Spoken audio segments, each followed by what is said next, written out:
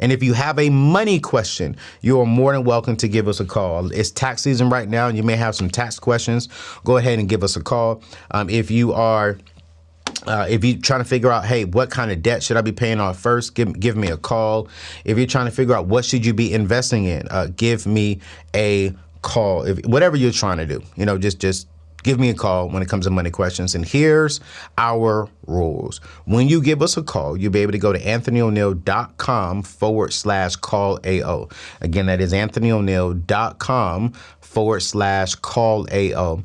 And when you do that, it's first come, first serve. Your cameras have to be on. And last week we had some people trying to call in and share their screen. No, if we don't see a actual face, not an AI face, not a screen, you are going to get hung up on. Because here, we didn't got time for trolls and a bunch of drama. No, we want people who genuinely want to help, who genuinely want help, who genuinely have a question, who genuinely have a comment and want to give in and have a healthy conversation about life. We don't play that garbage over here, all right? And so I'm super excited about what we are doing today. And we're going to get into it, man, because I just want to know, are you ready? Are you ready for the conversation? And so I'm going to pull up my Instagram and read this thing that I posted yesterday, all right? I'm going to pull this thing up. And so yesterday I made a comment. I saw this tweet or X now. That's what it's called. And he said, listen, do you have it, Jay, to put up on the screen? Yeah, go ahead and put it up on the screen.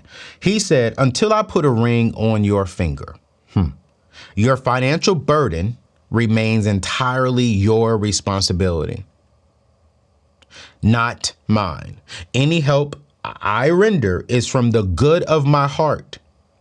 It was never and isn't your right, not an obligation for me. Some women think because they look good, men owe them money. Keep it up on the screen. Keep it up on the screen. I want us to really take our time because I think a lot of ladies, when they read this, you get triggered. We get triggered and come at me. Come at me, Jay. Come at me. And I want to start off with this. I am single. I am not a relationship expert. So I am not giving relationship advice. I'm still trying to figure out my situation. You know what I'm saying? I'm still trying to figure out, not my situation like I'm in a relationship with someone, because I don't want to be disrespectful. I'm not in a relationship with anyone.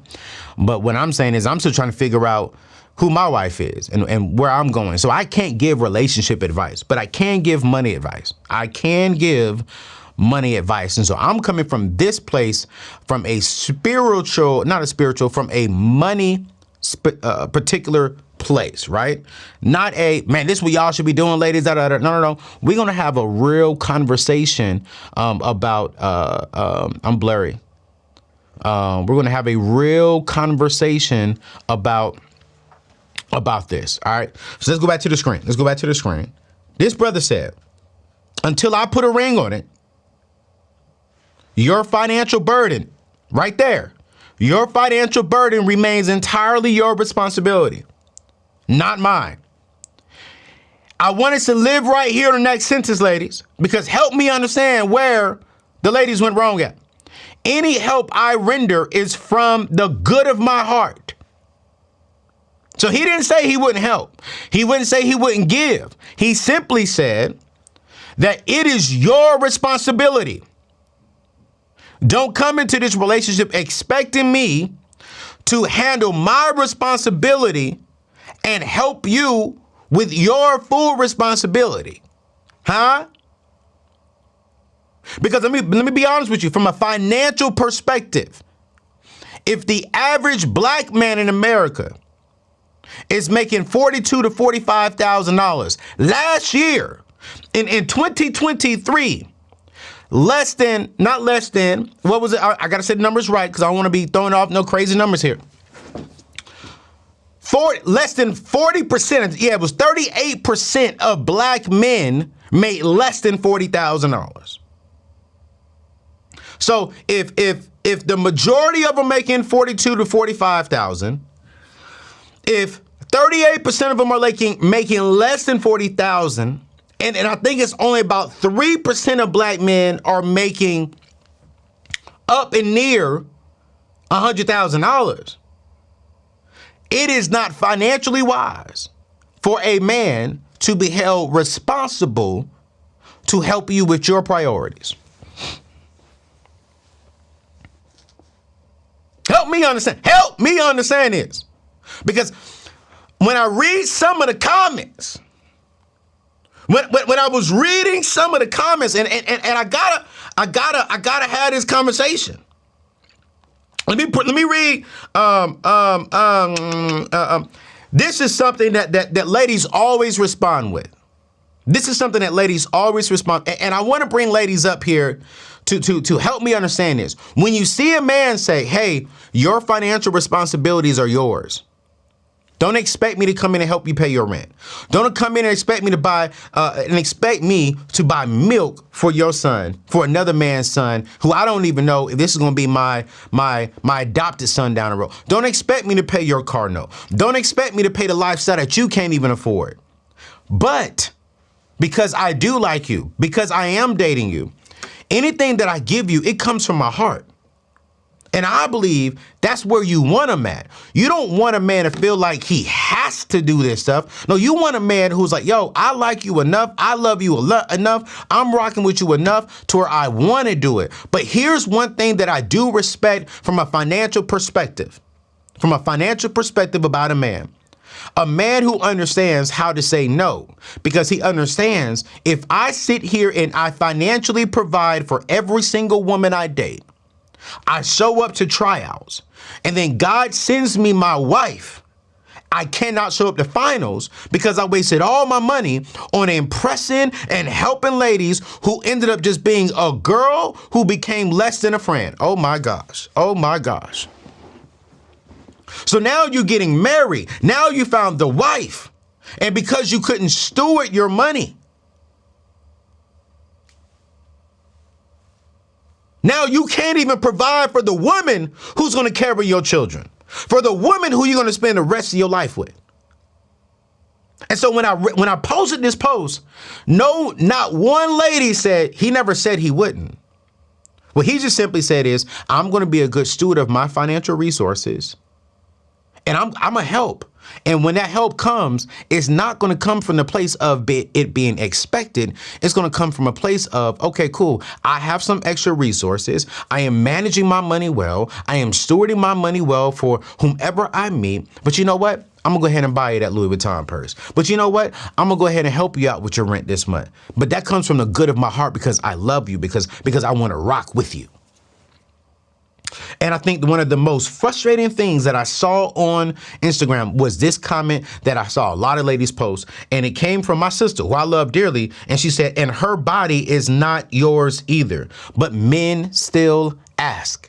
Listen, every time I see this conversation, I'm literally right down the middle. I'm literally right down. I'm a man. Okay, let me unbutton this because it's getting hot in this studio. You know what I'm saying? Like, I am a man. Let me be real. I am a man. I am so looking forward to having some amazing sex with my wife. I cannot wait. But am I walking into a relationship with someone and saying I expect to have your body? No. I expect you to cook for me as we're dating? No. I don't know any man or woman with common sense who walks into a relationship and says, I expect this, that, and I expect this, that. The only expectation that I have is that you treat me the way you would want to be treated. The only expectation that I have is that you respect me. You ain't got to like me, but you got to respect me. And the moment you disrespect me, I'm out. I expect you to be honest with me, but I don't expect your body, and you shouldn't expect my body and or my resources. I shouldn't expect you to be paying for things myself. It doesn't make financial sense for that, which is why it leads me to this next thing. And I really want y'all to hear my heart on this. And I really want you to hear my heart and share this video if you can. I want you to post it on YouTube. As a matter of fact, take a screenshot and tell people, post it on your Instagram stories. Take a screenshot And Michelle, team, let's look at whoever shares this. Let's enter them into a drawing. And Valentine is coming up. I'm gonna send out $100 to a special person for Valentine's. Go towards your Valentine's date or dinner or whatever it is. If you can share this, because I really want people to understand why I think this is important. I've been trying to stay away from this whole 50-50 conversation, right? So 50-50 conversation. I think you have the spiritual side of people saying, you know what, hey, I mean, nothing's 50-50. And I think the analogy is this, and this is what I hear, and ladies, correct me if I'm wrong, right, on this conversation. I believe that 50-50 relationships are important in the Black community for wealth building. I believe that a woman and a man who are joining together should come together with all of their gifts, their talents, and their resources and say, you know what? And we put it all on the table. And we say, okay, what are we going to build with the gifts, the talents, and the resources that God has given us? It shouldn't be, man, you got to do it all on your own and I get to go out here and spend my money. It shouldn't be, man, you got to do it all on your own. I get to do whatever I want to do. I'm going to be a homemaker. No. It should be, okay, what is the plan for our family? And what is the best way and the quickest way for us to get there? If the average African-American individual is making $42,000 to $45,000, that's the average income. But then if you're in California, New York, stuff like that, and yeah, you're going to be up there making more than that. But we're talking about the average throughout the United States of America. California, New York, and Florida is not the majority of the United States of America. So I'm not even looking in the chats. I already know what you're going to say. You can't be making that kind of money in California. Totally agree, but I'm going off of the average. So when I say the average, I want you to go off of the average of your income needed in California if you're in Cali or New York. But we're going after the average. If two come together and they're making $45,000, now making $90,000. If the average household income in America is right at about $75,000 to $80,000, so if you come together as two, you're above the average household income. There's so much more that you could do.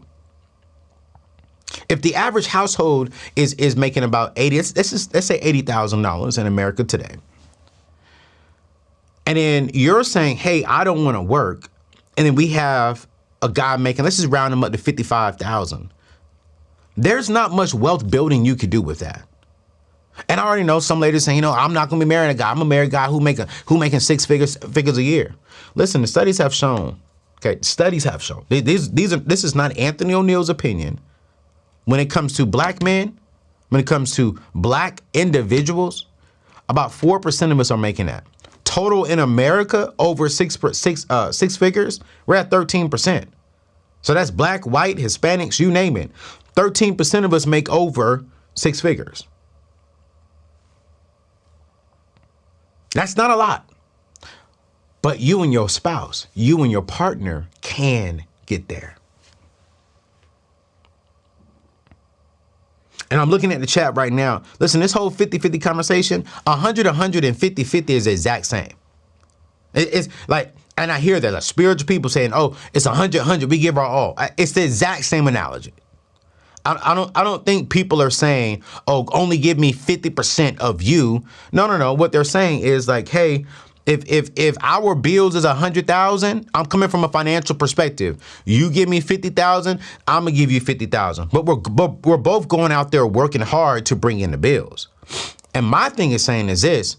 Well, instead of saying what we're going to bring in, this is what I recommend to couples when they come to me for financial wisdom, not relationship advice. All right, not relationship advice. I don't do that. I don't do that, and I won't do that. You will never see me giving relationship advice. I'll tell you my dating experience, but I'll never give relationship advice. And so when couples come to me for financial advice, the very first thing I say is, what's your money vision? I want y'all to write that down.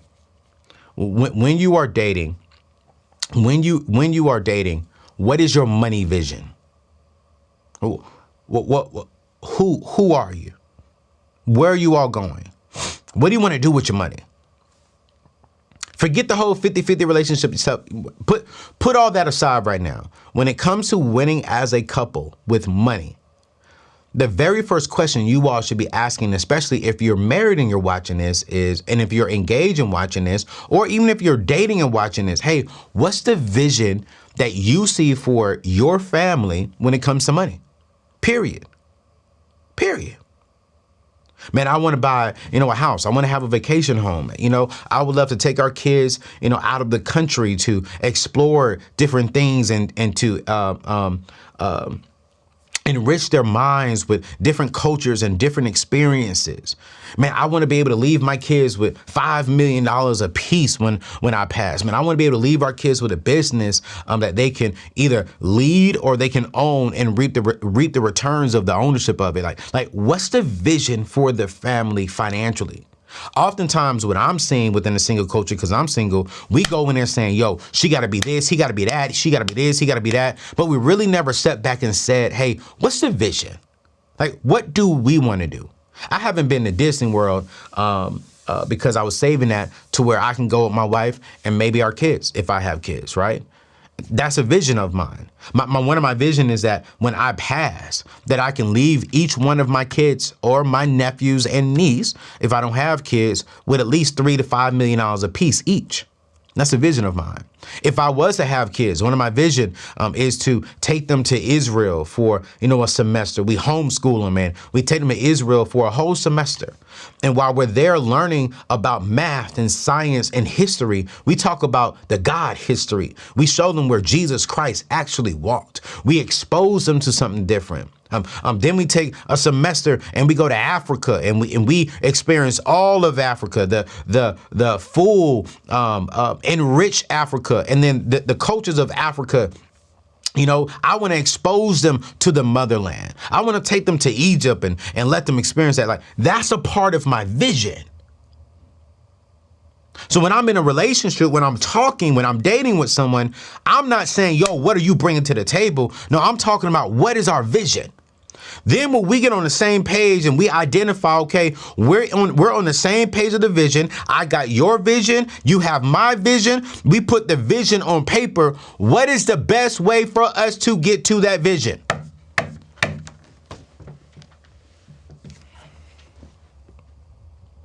What is the best way? I'm getting close to this. I'm feeling good. Don't touch it, Jay. I got it. I feel good. What is the best way for us to get to that vision? And who cares what they say, because they are not paying y'all bills. They not. I'm sorry, ladies. You're not Young Miami. You're not going to get a Diddy. I'm sorry. I'm sorry. What is the best way to get to that vision? And if that means you're going to use your gifts and your talents and your skills that God put on the inside of you, He fearfully and wonderfully made you, then you're going to do that. You're going to go out there and you're going to work hard. He's going to work hard and he's going to come together. But if y'all's vision is like, hey, you know what? Man, I just want a simple home. I want to be, I want to raise our kids with one of our parents, one of their parents in the house. Cool, great. I love it. Stay home, mama. Watch this. Stay home, Dad. Stay home.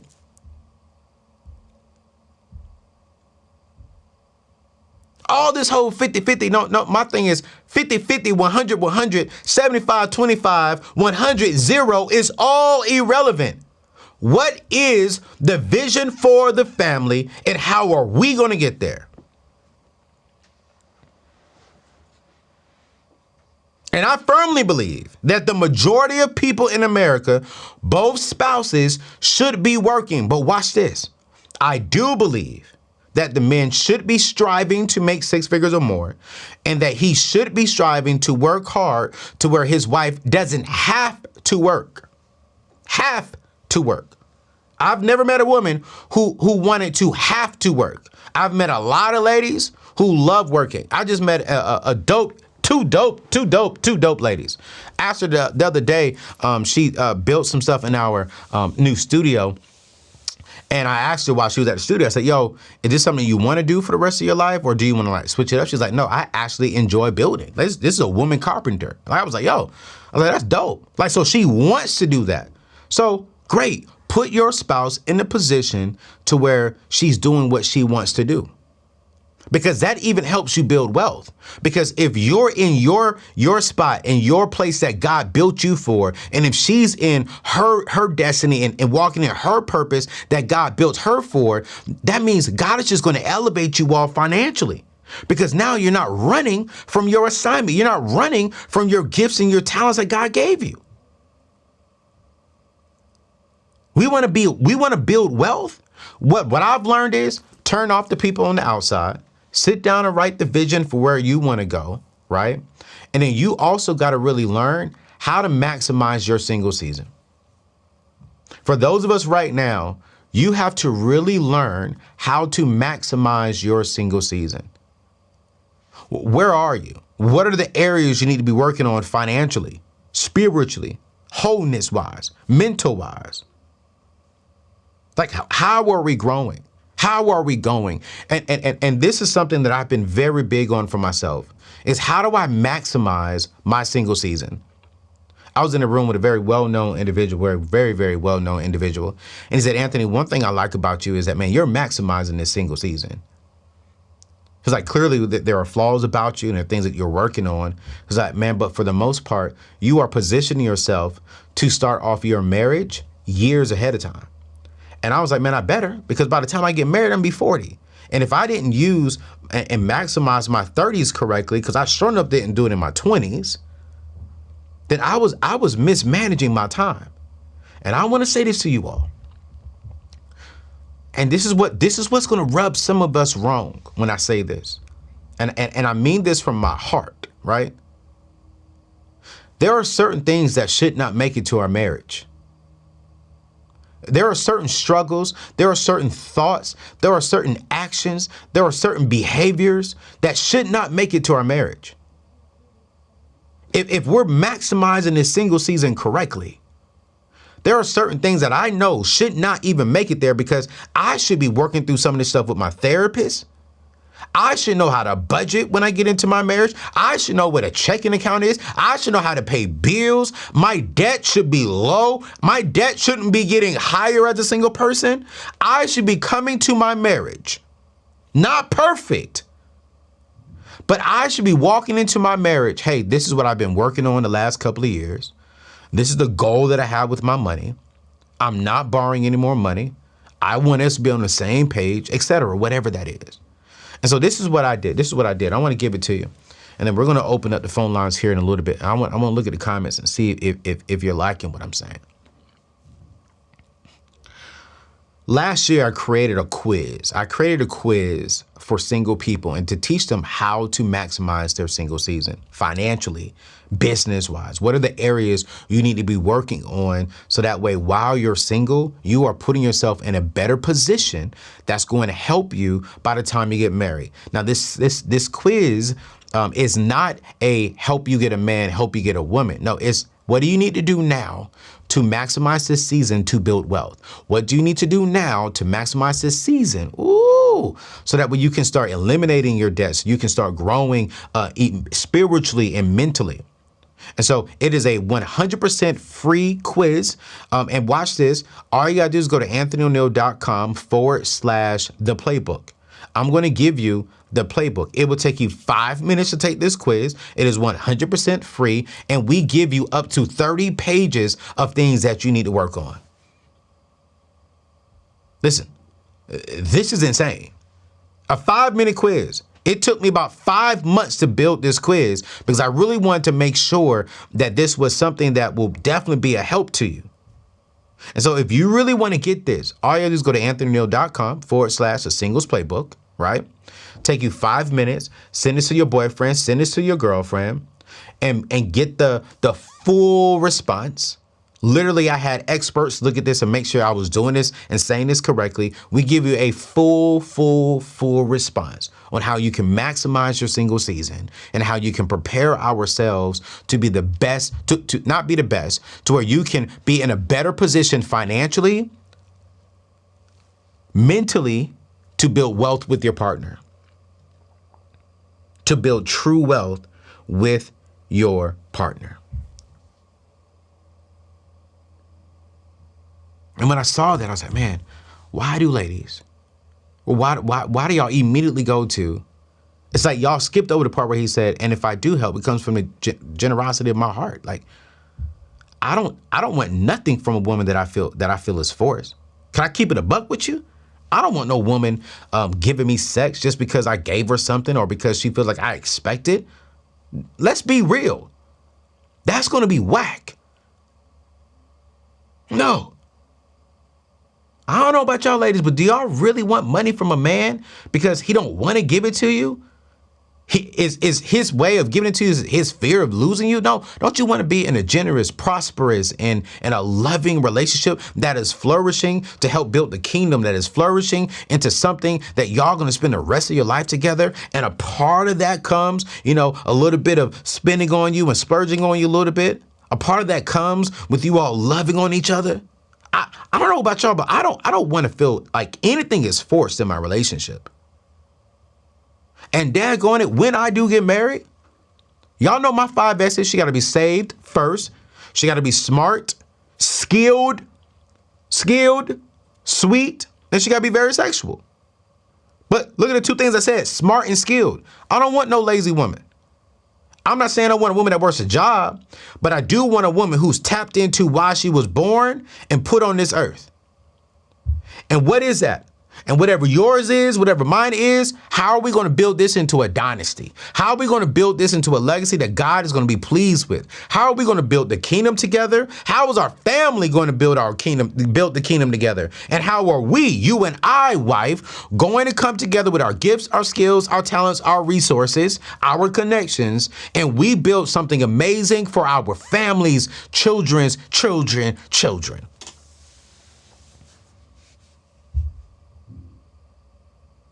And I'm just keeping it real. So this whole 50-50 conversation, I'm done with the conversation. When I hear a woman say, he got to make at least $500,000 to be with me because I don't want to do nothing, man, go ahead. You can find that person. You just may be single for a while. But if you can get with the man who's making $45,000 or $60,000 or $70,000 a year, and then if you really that woman that you say that you are, every strong woman who I know that is a solid woman with a gift, a skill, a calling over her life, the moment she got with that man, that husband, his income doubled, tripled, quadrupled. So you're looking for the $500,000 man. What if he's in front of you right now? So when I hear ladies say they want all that, what I hear them saying is, you don't trust the gifts and the skills. That's what's on the inside of you. Let me be quiet. Let me be quiet. Let me be quiet. let me be quiet. Because I don't want to upset nobody. I don't want to upset with you. I don't want to upset nobody. And man, we got to step up to the plate. Man, I watched 2 black sisters. I mean, go in. I mean, it was just amazing to watch Tisha and Tot. Man, I call it T. It was an African name. It was amazing to see how they came in and they worked hard. Came in at 8 o'clock in the morning and then left at 2 o'clock every single day. Their own business. They're contractors. They're breaking down walls. They're building houses. They're building kitchens. Both of them got kids. And when I see that, what I see them doing is they're using their gifts, their talents, their skills. And Tisha said she believes this is what God has created her to do. She has a degree in something else. I thought it was. I think it was like social working. And then God shifted her into this. And now she's helping ladies, single ladies, watch this, single ladies fix up their house. Oh my gosh. And what I was talking with her, the sense of the God was, men are not just stepping up to the plate. It's hard to find true friendship and true help. And so she was like, as a single mother of kids, I had to figure out a way to turn the house that I can afford into a home for me and my children. So I went back to contractor school. I went back to YouTube and I just learned how to do this thing. This woman knows how to do plumbing. She knows how to do electrical. I'm sitting here like, wait, what? So I take my hats off to our sisters. And I'm never giving up on my brothers. Because brothers, we got to step up to the plate. We got to come. We got to show that we can be leaders. And I do believe from a financial perspective, I've never met a man who says, yo, no, I don't care how much money I make. My wife is always going to make. No, no, no. I believe that all men, especially black men, we should be striving and aiming for six figures. So this way, we're playing our part in providing and protecting our families. And I don't know about you all, but I don't want my family stressed. I don't want my kids needing something and I can't provide what they need. And I don't want my kids and my family to want stuff and I can't give them a lot of their wants. You hear the key word there? A lot. Not all, a lot. And I don't want to be in a position to where I can't expose my kids to something different. So I'm gonna bust my butt as a man to make sure that my family is going to eat and live and do the things that I believe God has put in my heart for us to do. But I also believe that I cannot get to my vision without my wife's partnership. Am I making sense here? Am I making sense? Let me know if I am making sense. If I am making sense, put it in the chat. It's making sense. It just let me know it's making sense. You know, and it's like, when I hear these conversations, man, I'm like, I get it. I understand it, ladies. I mean, I get it, ladies. Like you want the freedom. And here's the thing that I was reading this book. Do I have this book in here? No, it's called For Men Only. It's called For Men Only. They didn't have a version for women only. And one of the reasons why in this book, they talk about why marriages are struggling, while intimacy is not the best within marriage couples. And they said one of it is because of financial stress. And I think that the reason why we're having so much financial stress is because we're not having a conversation up front financially. We're not saying, yo, what's your vision for your money? What's your vision for your life?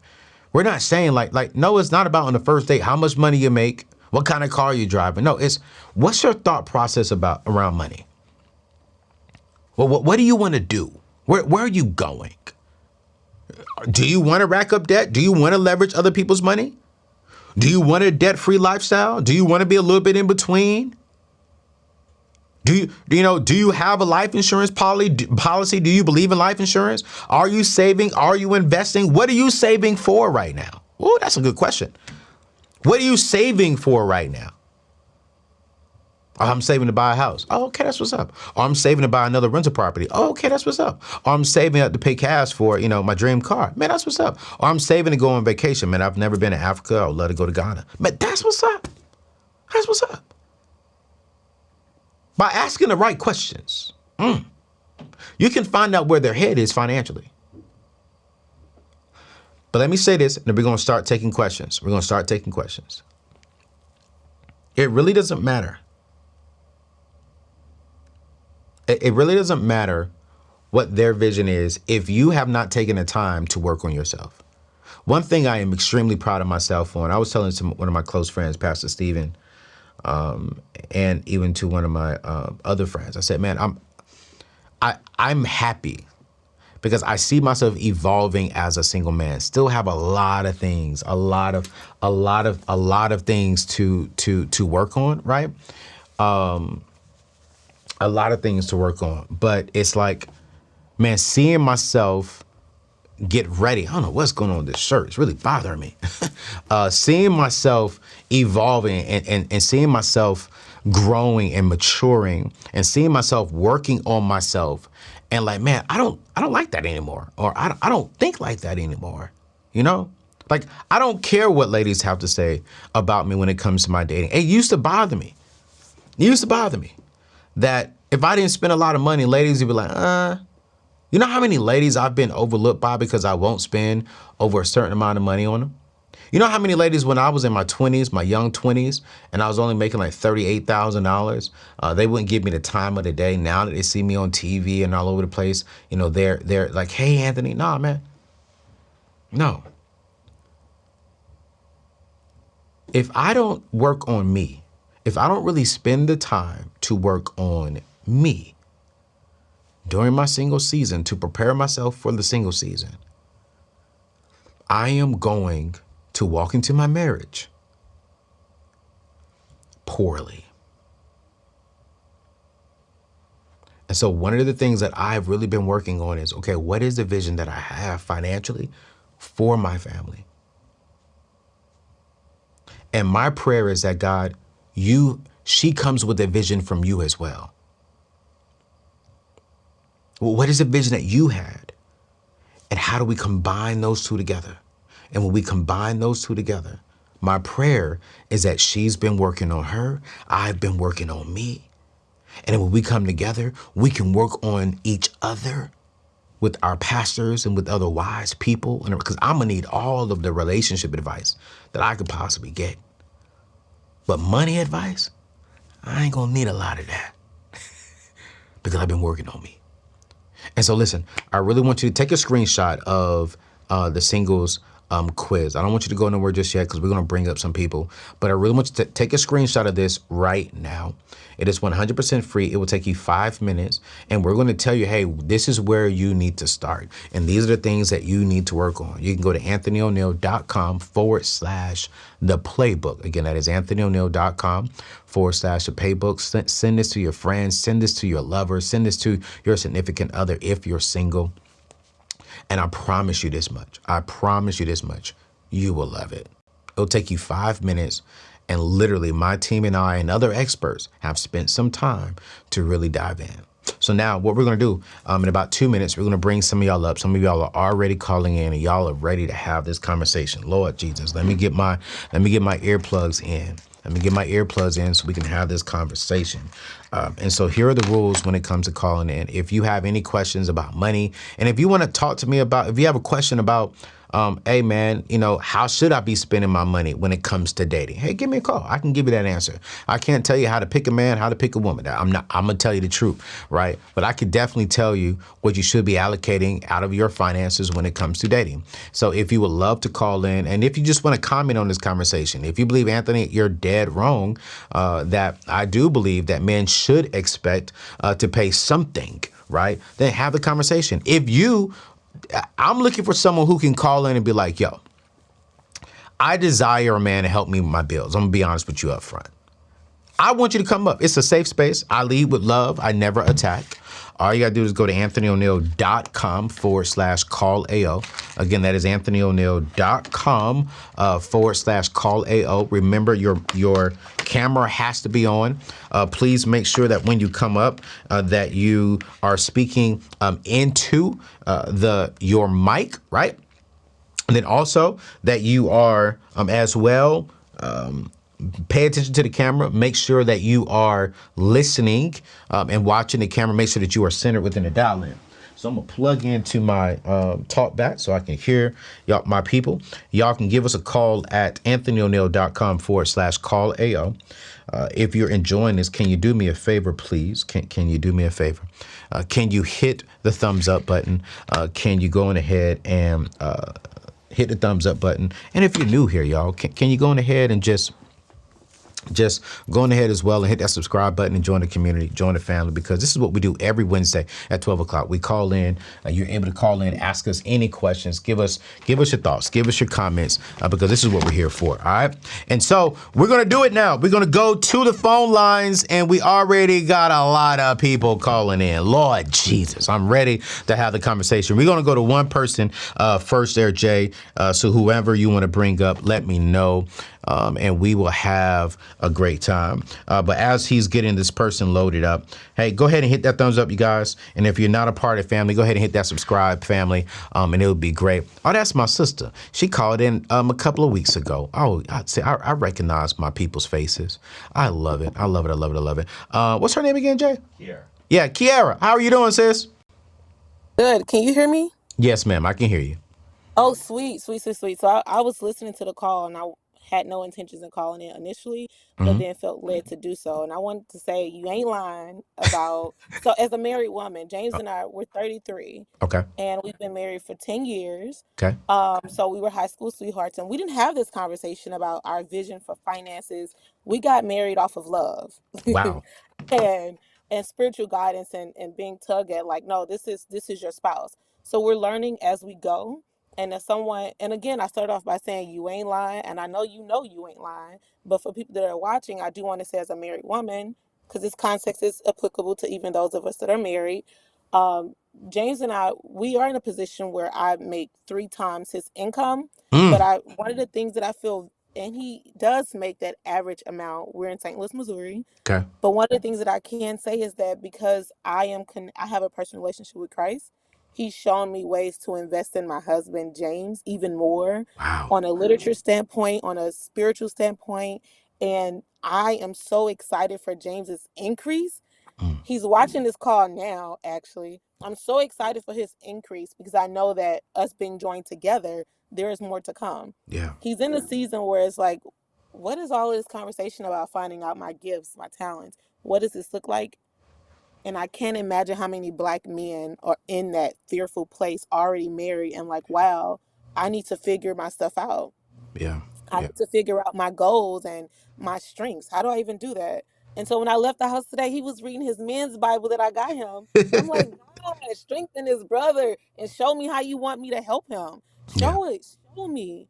And so my question for you is, do you have any sort of tips or advice, or even as someone that's married that we can touch base with too, that we should listen to, but in a sense of how do black men go about even this idea of creating a sense of hope in America to then be able to identify what your goals and your strengths are? And That's a good maybe I'll question. be like, sister, you out of line. He gonna figure that out on his own. No, Let no, no, him know. no. But I think, and I'm trying to be careful because I don't want to give relationship advice to a married woman from a single man, but I definitely can come from a man perspective that I would encourage everyone. This Friday, I am sitting down with my pastors, Pastor Stephen and Zai Chandler from Union Church. We're going live, and it's going to be a conversation about stuff like this, right? Because I think we need to have this conversation from a couple who's been married for just as long as you, a little bit longer, actually. And so they can give some more relationship advice. So y'all just make sure you watch that this Friday at Union Church. Just go to unionchurch.com. It's in Maryland. But from me, I think one thing I would desire from if I was married, right, is my wife to continue praying for me and to continue praying that God will send me around and put the right men around me, the right married men who are already in their purpose, who are already in their calling, who's already going down the path that God has created them for.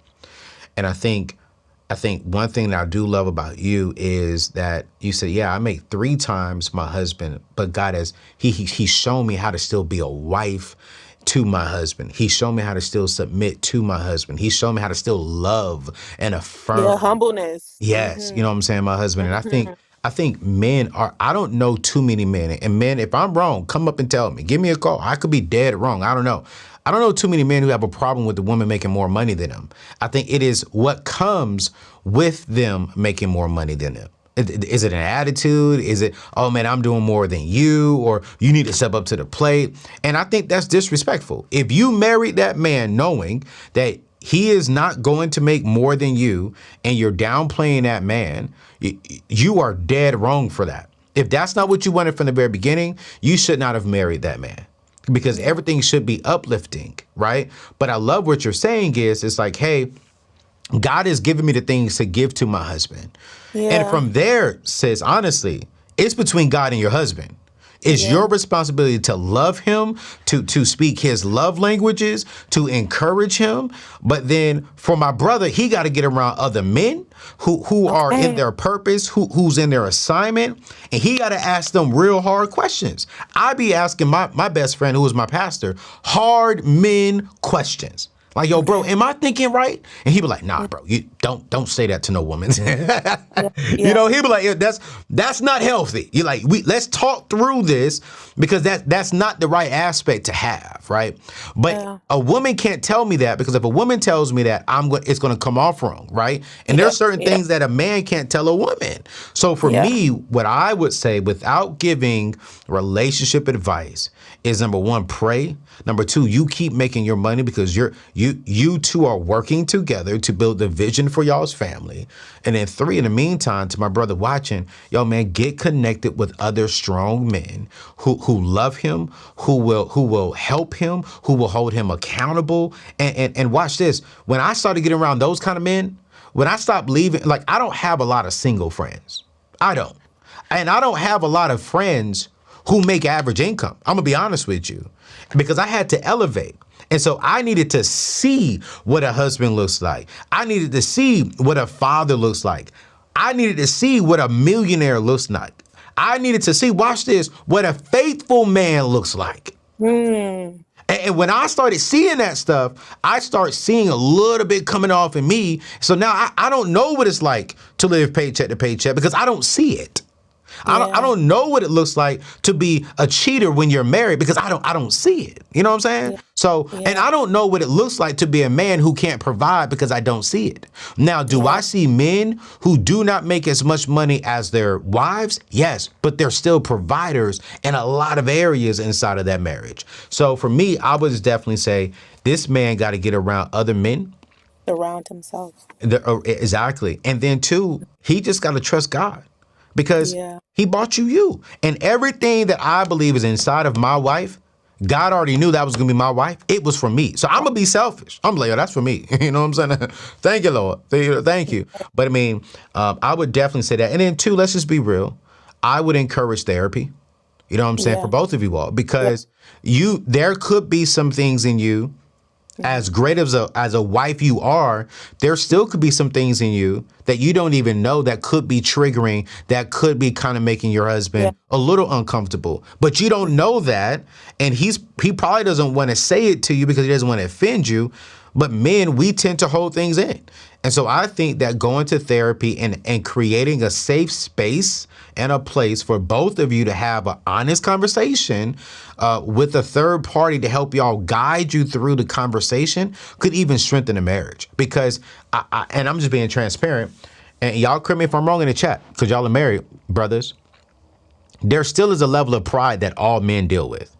There still is. Right? We can have the best wife in the world, but there still will be a level of like, am I a good man still? Like, well, you said this and it made me feel like this, but you didn't say this. So I just think getting some therapy, getting some help, getting some wisdom will be great. But, you know, Kira, I love it, man. Y'all are making good money.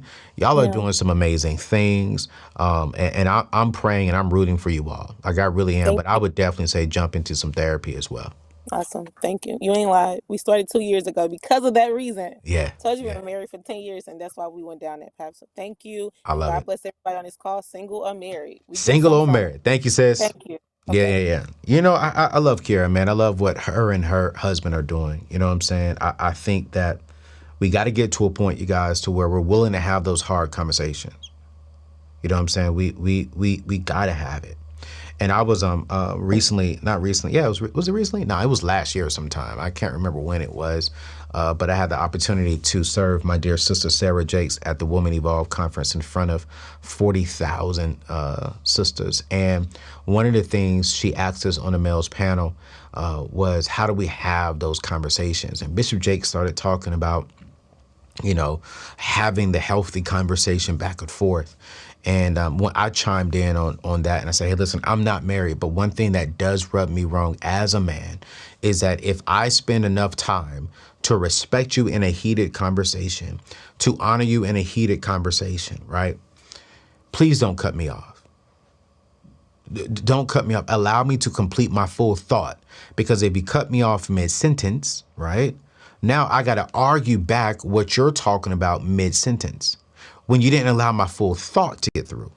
So if you can allow me to finish my thought, that's another thing that will help men and help the relationships out. Allow each other to complete their full thoughts and listen to each other. Because how do we expect to build wealth? How do we expect to, you know, to do the things that God has called us to do if we can't have a full conversation? Listen. If you want to join in, have a conversation, if you got a question, if you want to comment, if you want to just dialogue about my thoughts on 50-50 relationships and how I believe that they are important, if you just want to maybe call in and give us your thoughts, hey, give us a call. Go to anthonyoneal.com/call-AO. You can do it from your phone. You can do it from your, I'm hearing something in my ear, Jay. You can do it all, right? And so we, Jay is on, he's in here. We're going to dial you up. Just know if you call in, you got to be on camera so, we can see who you are. I'd love to see who I'm talking to. Then also as well, we'll have a good conversation. But who we got next, Jay? Who we got next? Elijah. Oh, Elijah. What's going on, my brother? How you doing, man? Elijah? All right, we're going to move on from that one. Just make sure you guys, when you do call in, please make sure that you have your computer on mute. If you're watching me on TV or if you're watching me on a computer and you're calling in from your phone, please make sure that you have that on mute so we can hear you so we don't have any echoes. But we're going to move on to the next one. You can give us a call here at anthonyoneal.com/call-AO. And then make sure that even as well, that your internet is good, that you got Wi-Fi and you're near your Wi-Fi station so that way we can hear you and you're not looking too choppy because my sister was looking too choppy. What was her name? Did you remember her name? Maya.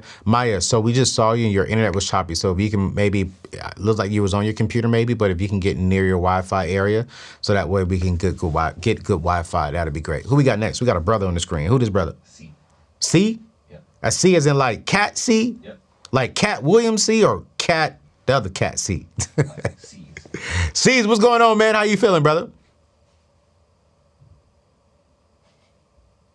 Hey, man, we can't hear you. You got to come off mute, bro. Hey, how are you, man? Man, I'm doing good. About yourself, man? How can I help you, bro? I'm doing good. Yeah, I'm just listening to what you're saying and just kind of everything you're communicating, and I just want to say that it's very thorough what you're saying. It's helpful. As I'm sitting here, I'm feeling I'm feeling pressed just to continue to be what God has called me to be, even in my marriage.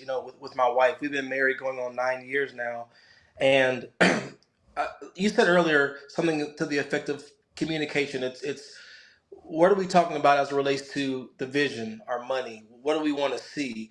And there have been moments in our marriage when we got married initially where I was making more money than my wife. Right when we got married, right when we got engaged, she actually quit her job. Right. Mm-hmm. I proposed to her. I was like, "Hey, I want to marry you," and she told me like 10 minutes afterwards, "Hey, I quit my job." So I didn't know that we got two surprises that day, right? But Hold on, it was C. a good surprise Hold though. on, hold on. Wait, calm down, C. You proposed, Yes. and then in the same day she told you, I quit my job. Right. Yeah. She felt that God was leading her to do something else as it relates to her career, and I proposed, and she told me, hey, I just quit my job. You know what I mean? So like, I was actually okay though. You know what I mean? Like because she did. Although I found out that she did communicate it to me, and just how my wife is, she's just a very loving woman, and it didn't really bother me because we had communicated previously as it relates to finances and what we wanted to see for our family, when we were going to have kids and stuff. But there were points where I made more than her. There were points where she made more than me, right? I didn't feel any type of way. I heard you just mention there's that small place for men sometimes where we deal with pride.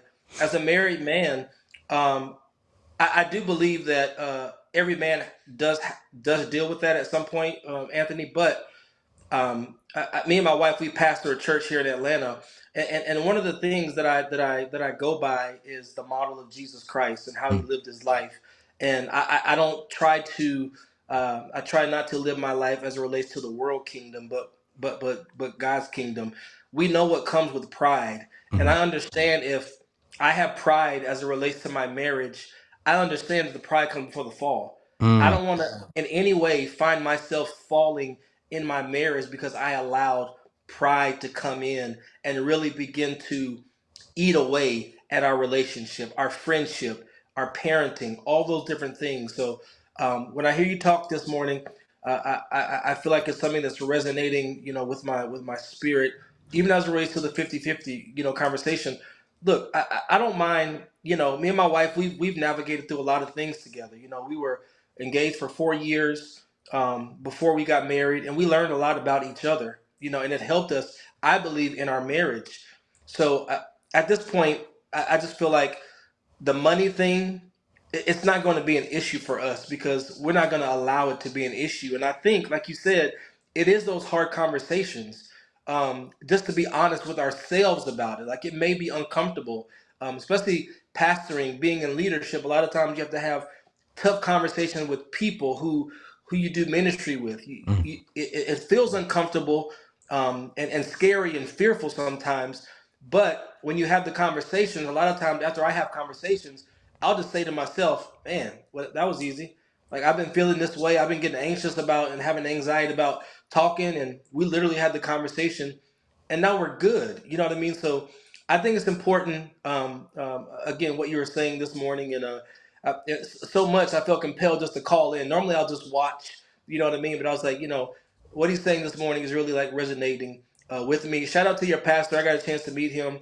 Me and Pastor Travis are really good friends, and I was down there last year sometimes, and Pastor Stephen came and did a leadership conference for the staff at Forward City, and Pastor Travis had asked me to come, so I was there with them. And man, your pastor is an awesome guy, great spirit, and just shout out, man, to you and what you're continuing to do. I have one more thing I want to ask you, Yeah, go ahead, man. and I'll let you go. I'm in the process of, we have one vehicle now. We're wanting to get another vehicle, and I have a vehicle that we still owe on, probably about maybe 14,000 we owe on, and I wanted to get a new vehicle, 2024. And the reason why I wanted to get a 2024 was because of the maintenance. This particular car, you have a lifetime warranty, powertrain, all those different things like that. It's a little bit more expensive than the car that I could just pay cash for. I can just go ahead and pay cash for a particular car and maybe buy like a maintenance plan with a warranty company, but still be paying on that warranty every month versus the new car. I'm not paying anything. So I'm just trying to figure out just what would be the best thing. I know you don't necessarily believe in debt and getting getting loans and stuff like that, but I'm just thinking about long term. Is it better to go ahead and just buy this car cash over here, get a maintenance plan, or go ahead and just put 20, 30,000 down on this vehicle and have those payments for maybe 72 months? Yeah, man. So you already know my answer. I'm never going to tell you to go borrow any money. I don't know why people think they can call in, but my circumstances are different. No, they're not. I mean, they're not, right? But again, I'm gonna give you my advice, and my Okay. advice, you can leave it or keep it. It's 2022. It was 2022. So. I totally understand. I think the market gets us on the maintenance, right? The free maintenance, and it's Hmm. really not free. It's rolled into your car note. And so, and I was in the car business, and I think this is the biggest scam, one of the biggest scams that car dealerships do, is that, okay, if it costs me, for an example, let's say you're getting a BMW, and let's say the BMW's, the MSRP on on the BMW is 115 for the 7 Series. Well, it may have cost them 50 grand to build that BMW. Well, we already know, people already know that it's expensive to maintain a BMW, oil change, and something breaks down, it could be expensive. So instead, let me just go ahead and put on another $30,000, right? So to charge them for a warranty, but still only costs us 70,000, but we're charging you 115, 120. So I really want people to understand this. You're not getting free maintenance on the car. You're paying for it up front.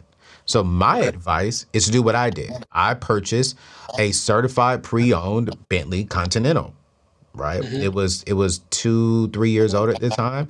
And if you really do your research and really walk in there and you're willing to negotiate, you can go in there and buy a certified pre-owned. If you don't get a certified pre-owned, get a 3 to 5 year old within the same body style that you may desire, right?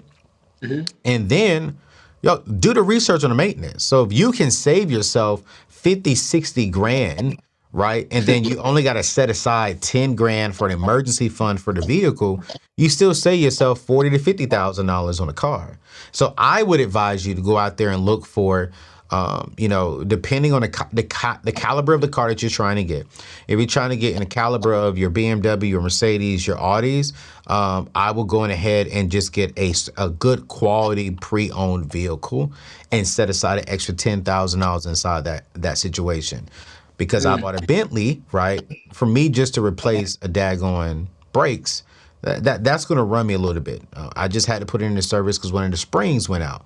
Because I had it certified pre-owned, I didn't have to pay for it, right? Yeah. And so I would never purchase a brand new car, never in my life, because the moment I drive off the lot, I lost 20% right there going. And so for me, I would rather save myself 20%. I have the same body style. I paid for it cash for Anthony ONeal, right? And I'm gonna up my savings account because you shouldn't hit any major stuff. If you buy a good quality pre-owned vehicle or certified pre-owned vehicle, you shouldn't hit any major stuff within that first year. So that first year, I'm just gonna up my savings account for my car savings account. That's what I'm gonna do there, Pastor. You know what I'm saying? I think too.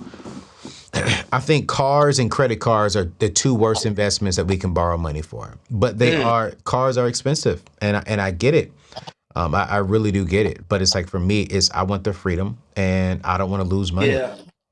Yeah, I was thinking about that because I was like, if I can just pay cash for this car, it's a good car. It has low miles on it. You know what I mean? It was used as a lease vehicle someone had, and I just wanted the How many 24. miles are on the car? It's a 29,000. 29,000. What year is it? It's a 2019. 2019. Cool. What I would do is I would look at what is the service that's coming up in 2024. So if it's a 2019, depending on the caliber of the car it is, you're looking at about a 4 or 5 year maintenance package, service requirement. So before you buy the car, what I would do is do the research. And I did this with my Bentley, right? I said, hey, what's the service that's due this year? And have you all already done it? Because if I buy it and then the service comes up in 2 months, now I'm out the pocket $3,000-$4,000 for this maintenance package. I was like, no. So what I would do is do the research on, that's for anyone watching, before you purchase any car, do the research on it. What is the year? And then what are the maintenance suggestions per year? So the first 5 years of a car, every company is going to have a maintenance suggestion. And so when you go into the dealership to buy it, like, hey, listen, if it's a 2019 Mercedes S-Class to be an example. Okay, cool, great. Have you done the 2024, the 5 year, what's that? Is that 4? Is that 4 years? That's 5. Have you done a 5 year maintenance package on it already? And if they say no, cool, great, I'm not getting it. Only way I'll get it is if at this price and you do the maintenance on it for this year. So this way, bro, you got a whole year to where no oil changes, no maintenance done needed. You don't need no tires. You don't need nothing. And you're good for at least 12 to 24 months until next year you need an oil change. That gives you enough time to put money inside of your savings account and up it a little bit. Because I tell this to everybody, your emergency fund is for your expenses, right? But if you go and buy a high-end used vehicle, you're going to spend more money to get that fixed compared to a Honda or Toyota. So going ahead and put an extra $3,000 to $5,000 in your account specifically for your car, just in case something comes up. And I did that for both of my cars because they're high-end cars. I was like, okay, cool. Let me go in ahead. I don't have a warranty on neither one of them now, actually. The certified warranty came up on 2024. This year. Actually, April of this year is when my Bentley warranty will be up. I'm not going to resign. I just up my savings account. Boom, great. And if anything goes wrong, I'm just going to go to my savings account. I don't want to pay extra for the warranty because why am I going to pay $10,000 for warranty, $10,000 for maintenance, and it's only costing them $1,000?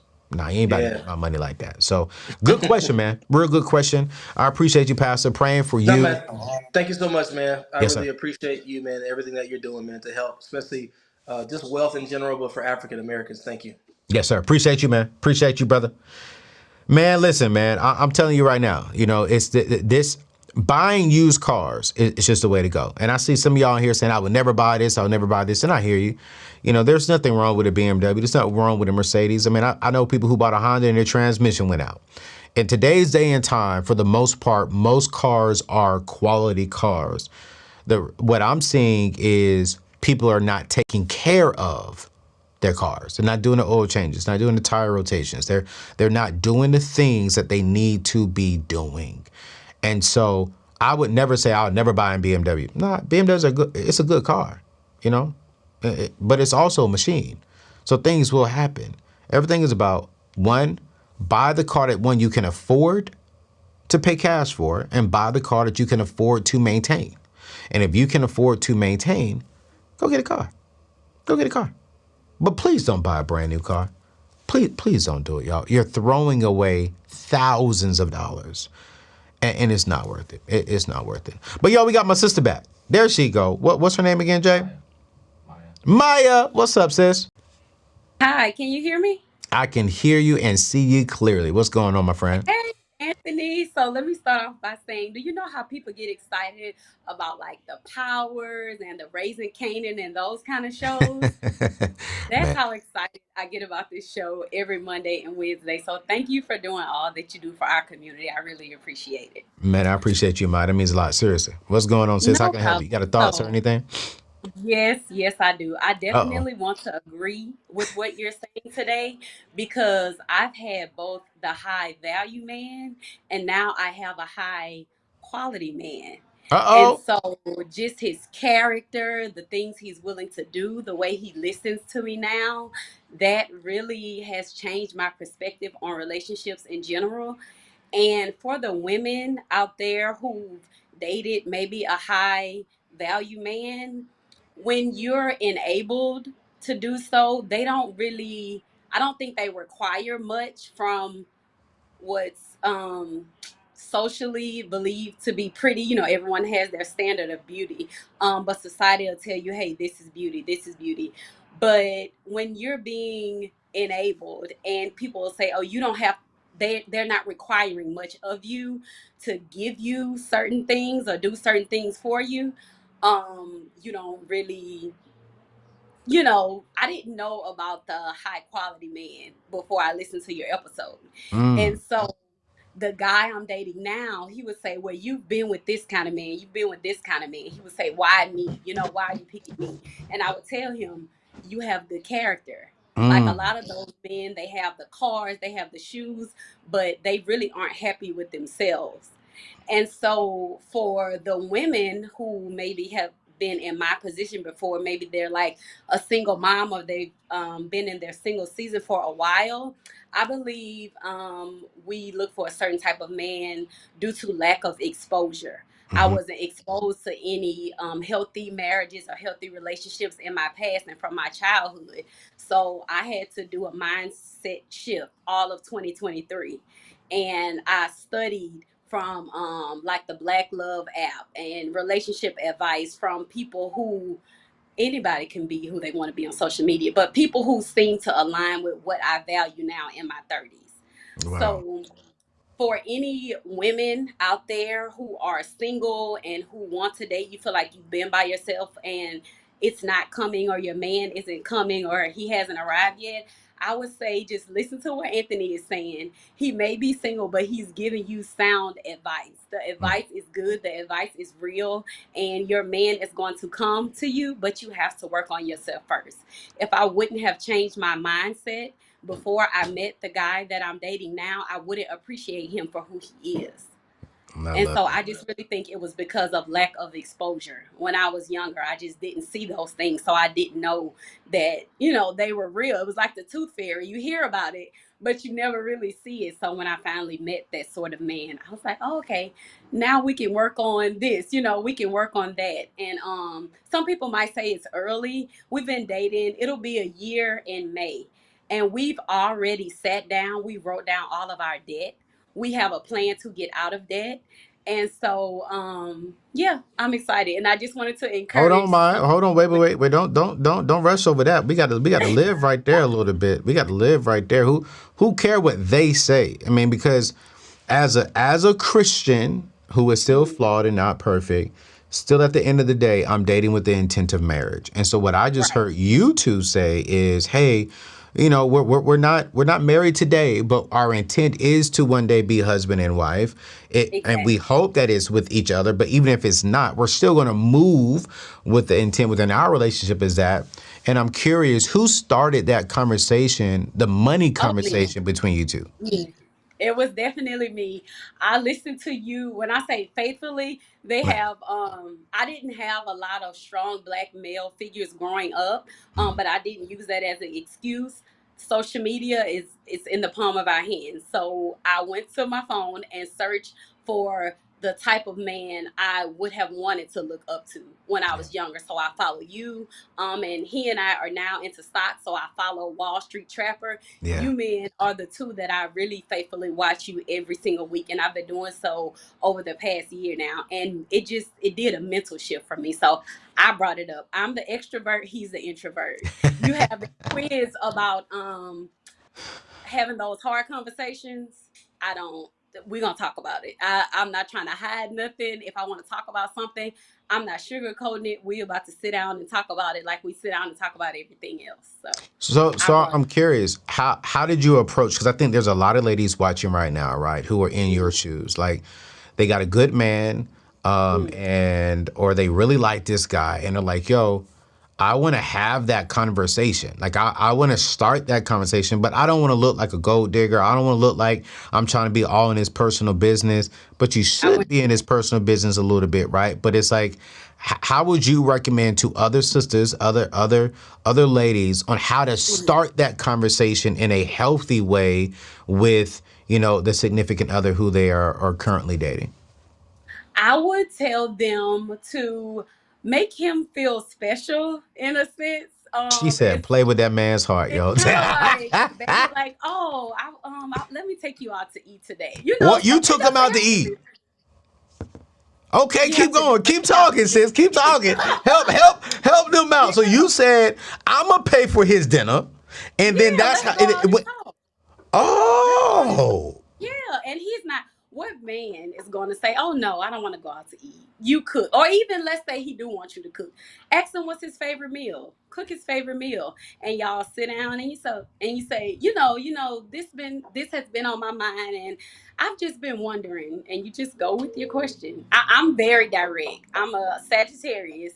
I'm a December Sagittarius. So I don't really sugarcoat much. And it but does help. I'm going to be honest that he's the same way. Our birthdays are a day apart. okay. He's the exact same way. He likes the direct approach. Hmm. He don't like to go. He's like, Maya, if you want to know something, just ask me. And we've been like that from the beginning. So you have to set the tone early, ladies. Don't be a go with the flow type woman. If you know you're dating with the intent to get married, and if you tell him that and he runs away, that wasn't your man anyway. So Mm. that's the And, advice I would definitely give. and so now that you all have had the money conversation, Hmm. right, in y'all's 30s, is he older than you? Yes, I'm 32 and he's 34. Okay, so he's not that much older than you. Mhm. Um, does he make more money than you, or y'all about right around the same? Yes. Yes, no, he makes more money than me, and I have 2 degrees. So I went the traditional route. I went to college. I have a master's degree, and he went to college, but he didn't finish, and he makes more money than me. Okay. Combined, and I don't mind saying it. Combined, we make about $140,000 a year. Wow. And I know you always say, "Hey, don't combine incomes, before you get married," which we haven't, but we have discussed all of our debt together and how we're going to pay it off, and we're doing the snowball method. That's good. And since you all have now had the conversation about Mhm. money, clearly y'all are having a conversation about marriage whenever that is coming. Absolutely. Yeah, oh, it's How? coming soon. Oh, okay. She was like, "Don't get it twisted. He ain't playing with me over here." I get you. Yes. How would you say that has benefited the relationship? Is helped the relationship? Has it brought clarity to the relationship? Like, having the money conversation, how did that help the relationship proceed forward in a healthy way? I'm curious. It helped us to create trust with each other, Mm, because once money, and a lot of people think money is the hardest conversation to have, which it is a tough conversation because someone may be shamed or embarrassed, but you just have to humanize yourselves. And a lot of people, just for black men, a lot of people, I like to tell him, like, you're not a robot.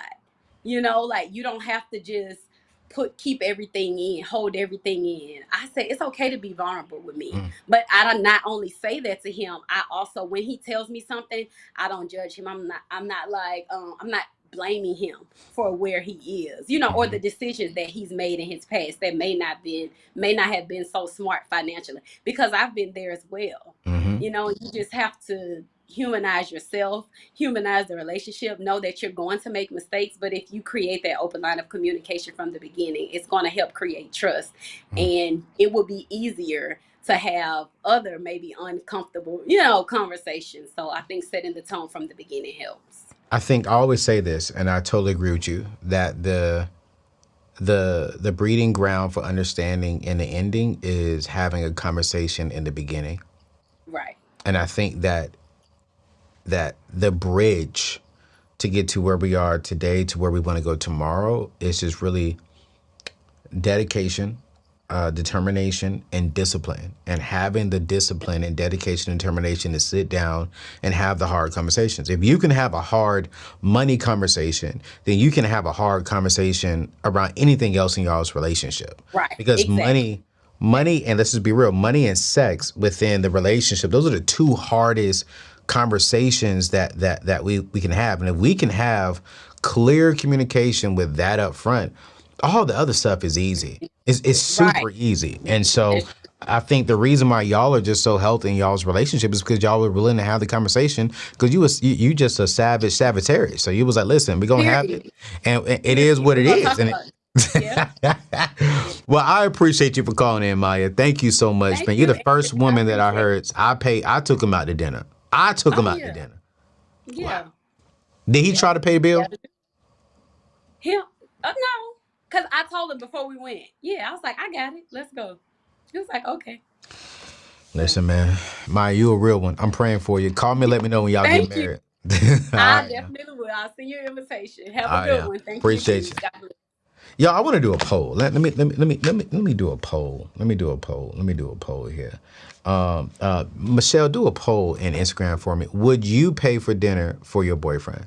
Like, would you do a would you take your boyfriend out to dinner and pay for it so y'all would have a conversation? You know what I'm saying? Because I mean, I think this is very, very important, which is why you guys heard her say she took the quiz. She took the singles playbook quiz, and she went on my website and got some other resources on how to have the uncomfortable conversation around money when it comes to a relationship.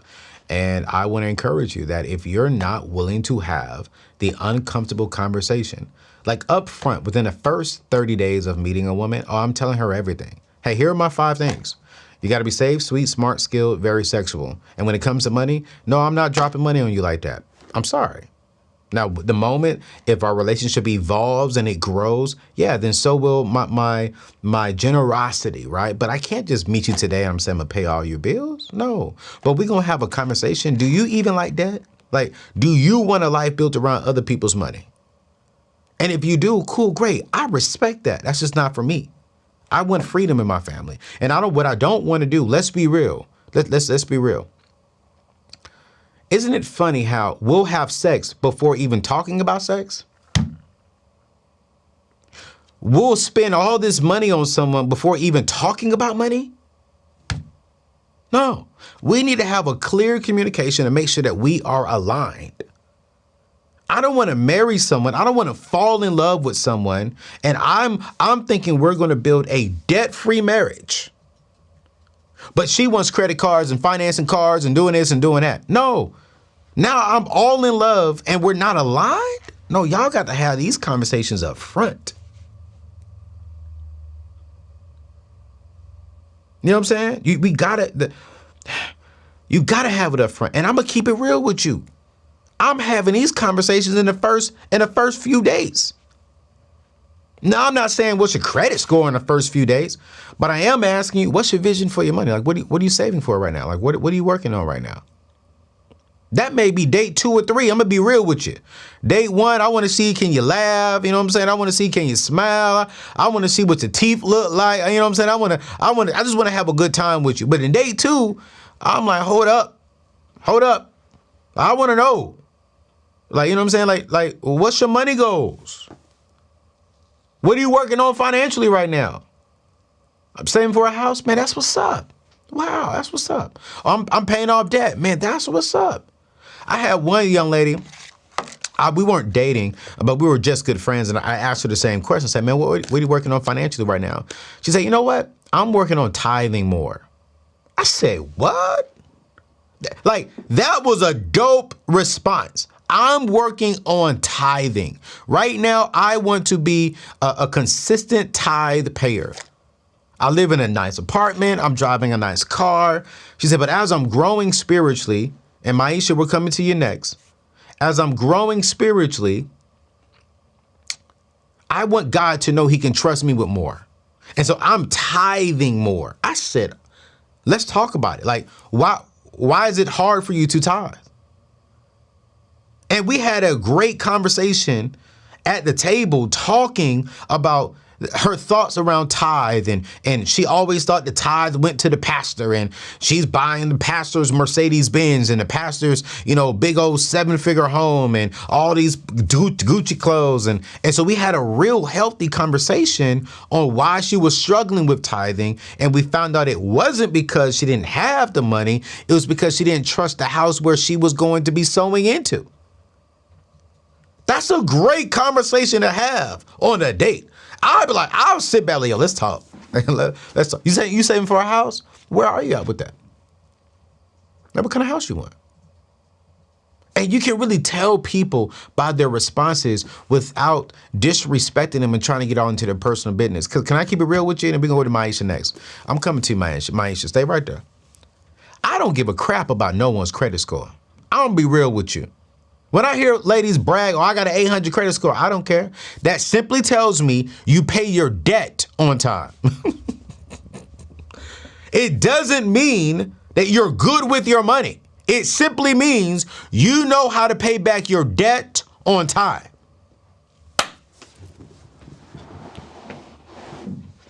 That's all it means. Don't brag to me, I got a 750 credit score. I got an 820 credit score. Cool, great. That just simply means you know how to pay back your debt on time. You want to make me smile? How much money you got invested into your 401k? You really want to impress me financially? How much money you got in your savings account? How much debt have you paid off within the last 24 months? What are you investing into?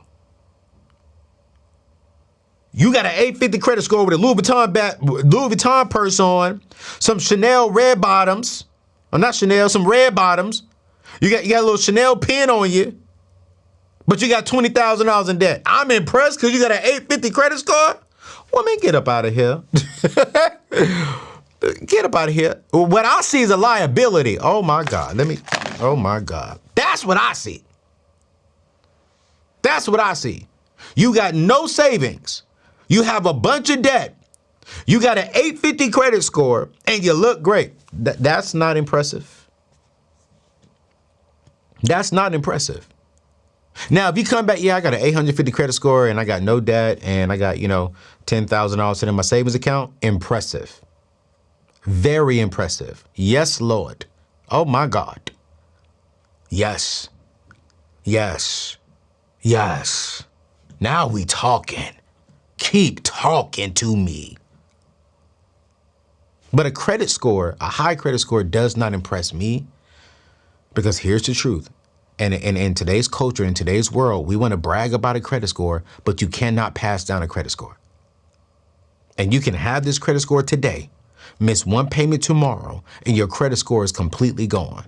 You can have a credit score today and God calls you home tomorrow and you have no money, no savings, no investment, a bunch of debt. You can't pass that credit score down to your family, but you can pass that debt down and the bills and expenses to bury your behind down to your family.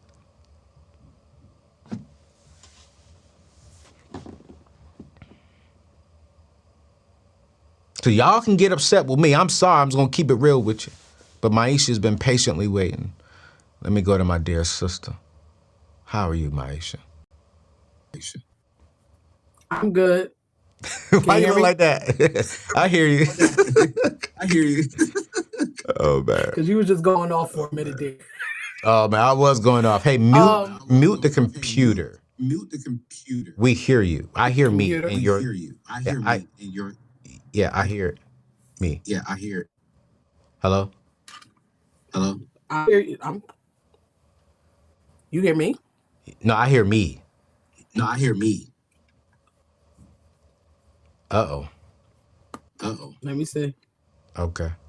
Yeah, call us back because I hear me, so we don't have the echo. Call us back. So that's it. Put in earphones if you're watching, Maisha, and if anyone who's watching, put on your earphones so that way it's not. I don't hear me on the echo. But I would love to have Maisha come back in. Please come back in. So that way we can have you in because we don't want to hear each other. So have on your AirPods, have on some earpieces, have on something to where we don't hear each other. And I don't know how you can, because I haven't seen a lot of people with them on, but we can figure that part out. We could definitely figure that part out. We can definitely figure that part out. All right. There she go. She's back. Maisha's back. Hold on. Let's see. Go ahead and go live with. Let's see. Because that's my sister. I want to see it. Is that better? I think so. Can you still hear me? Yes. Whatever you did is That's working better right. for Yes, I ma'am. switched devices. It's okay. There you go. Talk to me, sister. How can I help you if you got a comment? What's going on? So everything you've been saying is absolutely true. Definitely coming from someone who's just gotten out of a divorce, and dealing with someone who basically, uh, needless to say, when we were doing like working together as far as taking care of bills in the home and had the mindset and the goal to building family and all that kind of stuff, but also I think the other person's culture played a part of Mm, how they were raised and what they perceive as the way and structure of how things go. Although me and him were two working people mm-hmm. in the household, he still felt that all the burdens and responsibilities of the household should have been on me. Wow. um Wow. yeah. Well, hold on. Wait. Hold on. Wait. Pause. Oh, we're going to talk about that. So, and I want to make sure I'm hearing this correctly. Your, did you say your ex-husband or your last situation? Ex-husband. Okay, so your ex-husband felt as if all of the financial responsibilities should have been on you, the wife, correct? No. Okay, yeah, So talk to me. towards the end, it became all my problem. All He wasn't paying the mortgage, he wasn't paying no utilities, he wasn't paying nothing. Okay, Not a wow. car note, not nothing. In the beginning, we went into, oh, we're going to do 50-50, we're going to put this amount of money into one account, pay all the bills and everything out of that. But then it will become a thing of, oh, well, I'm short this month. But out of the love and the love I had for the person and just understanding that we always don't have good times. And because he was an entrepreneur, I'm like, all right, cool, I got you. Mm-hmm. But then when it came a point where I needed it in reverse, then it wasn't extended the same amount of grace. Oh. Um, so then, talking about um doing things together and the legacy, like a lot of the stuff that you're saying as far as 50-50 in a relationship and who's like all that stuff, it's a partnership. And I think a lot of people go into marriages with the wrong intent. A lot of people celebrate the wedding day and don't realize that the marriage is work and that it's teamwork and it takes two people to make it work. Yeah. And if you don't put that work in and you don't put that effort in, then if one person, and then having the, like you said, having the hard conversations up front. I'm one of them brutally honest people. I went in the door telling you what I'm not going to do. And one of the very few first things I said that I will not tolerate is cheating. Mm, What came the demise of our relationship? mm, Cheating. mm, And it's a no go. I don't do disrespect. I don't do liars. I don't do cheaters. And I don't mind working with someone who give me something to work with. mm. But if you're not going to come here and bring something to the table, and I got to bring the table, make sure the table the legs stay up on the table, put the food on the table, clean up the table, and all you do is come in and lay down, nah, we ain't doing that. So how? Because I don't know him, and I want to make sure I'm being very careful with what I'm saying, right? But I'm speaking off of what you're saying. Mm-hmm. I'm curious. Did he say why? Like, what made him change in the relationship to where, okay, we came in with this understanding that, hey, this is the vision for our marriage, and we're going to all put into this pot to get towards that vision. What Right. changed to make him say, you know what, I'm taking mine out of the pot and you're going to carry this? Like, what made that change within that relationship? So when people don't get what they want, Oh, shoot. I've come to realize over time, um, that it was one of them things that if it wasn't on his terms, then it just don't work. Um, and it was like when you wanted something done, okay, we'll go ahead. You know, when you want me to do something, all right, you want me to stop what I'm doing and do it right then and there. But if I ask you to do something, I gotta wait. I gotta hear excuses. I'm talking about several things. Like I have no problem with taking care of my man. I have no problem with supporting my man. I have no problem with loving my man. But it needs to be reciprocated. Yeah, no. It does. In a relationship, it should be reciprocated. But what I hear you saying is it started off, but that's on the same page and aligned. But then what Hmm. started happening was you were doing things that he wanted to do, but then when he needed something, when you needed something from him, he wouldn't give you the same grace and love that you were giving him. Absolutely. And then and correct me if I'm wrong, and because you weren't doing that, would you say that then you stopped giving him some of that grace and love in a relationship, and then that eventually the relationship started going downhill towards end? I can't say wholeheartedly that. Literally, it literally flipped the table one day. It literally, we were in marriage counseling, Wow. Wow. and I'm one of them people. I pay attention to everything. I pay attention to what you say, what you do, and if what your actions and what you're saying at your mouth ain't aligning, my spices go off. And I watched. He got caught 2 weeks in. 2 weeks into your marriage? No, he got caught 2 weeks into cheating, and I caught him. Oh, I was about to say, what in the world is going on? No, no, no. How long were y'all married? We would have been married 4 years. 4 years, and so this is somewhat refreshingly new, then, right? So what? How long have you Yeah. been divorced? Let's see. My divorce was finalized on January 23rd of this past January, and January 21st would have made 4 years for us if we would have. So wait, Yeah. January 2024, you're officially divorced? I'm so sorry. I really am. I really am, and it's I don't have no words or no advice for you in that. You know, I definitely want to apologize on behalf of Black men. We do got to step up and start taking care of our sisters more, especially our Black queens. You know, I don't know the whole situation, so I won't speak on the whole situation. But based upon what you said, I am sorry. You know, and we've got to do better because it sounds like there was more going on inside a relationship.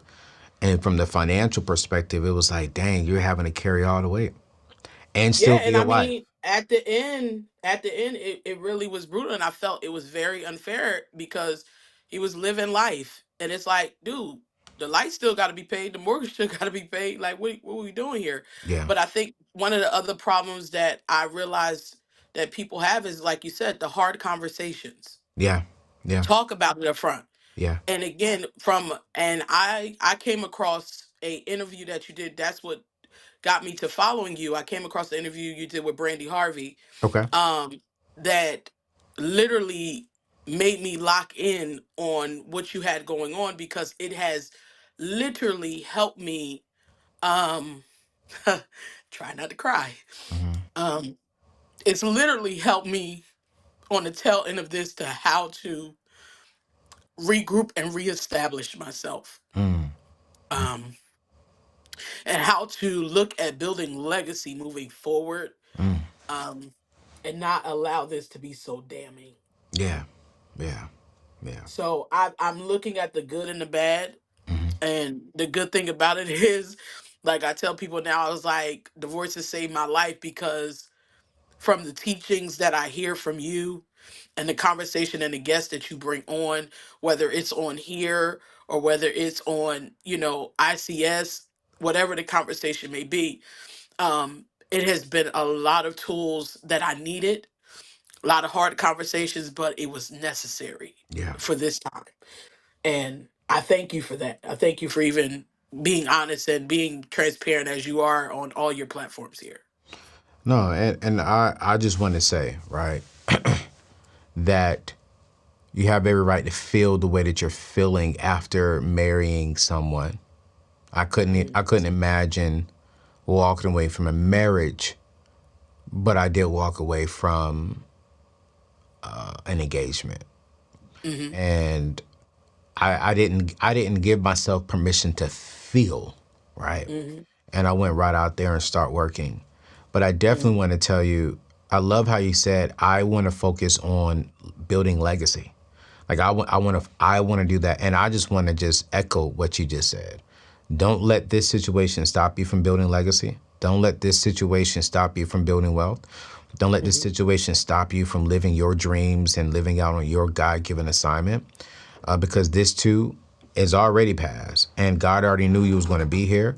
He already knows where you're going next. He already know the next man that's coming your way who's going to and just get you, and y'all just going to have an amazing journey, and y'all going to build. And what's going to be so amazing is because you didn't allow your past to stop you from building and evolving and strategizing for your single season. When you get this new one, he's gonna be like, yo, you did all this and he lost you?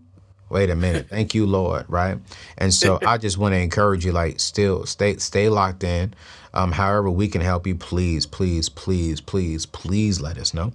Because my whole hope is that you will experience more abundance, more wellness, and more freedom. And I'm sorry that, as a black man, we've put you through that. One thing I am doing is holding people accountable, and especially my brothers. Man, I don't do cheating.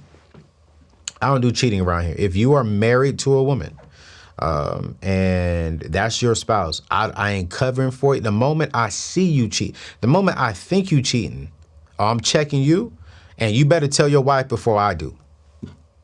Right. Seriously, like if I see her, you better tell her before I do. Period. I don't do that around Right. me. And my staff know, they sign a moral clause. If you're married, now if you're dating, Right. it's none of my business. You're not married.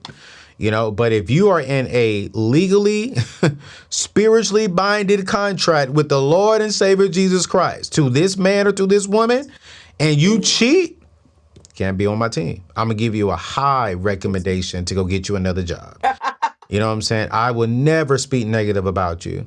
But the people around me, nah, man, we're going to be faithful to the woman and or to man who we told God we're going to spend the rest of our life with. Now, if you come back and say, hey, it just didn't work out, cool, great. I'm not with that. I'm with that. Cool, great. If you're dating, like me, I understand that. Dating, I ain't tripping. But marriage? Nah, man, I Right. hold that to a whole nother level of just accountability. And I don't even have friends who cheat. Like I have friends who once were friends and they cheated, but you know what? I was like, man, you know what? I just don't want that around me.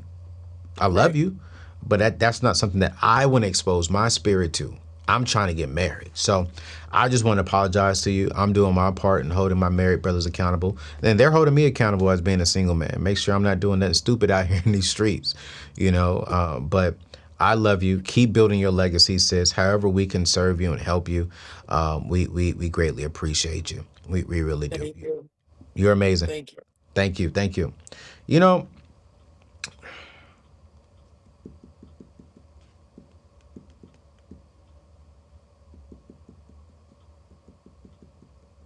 men, we got to do better.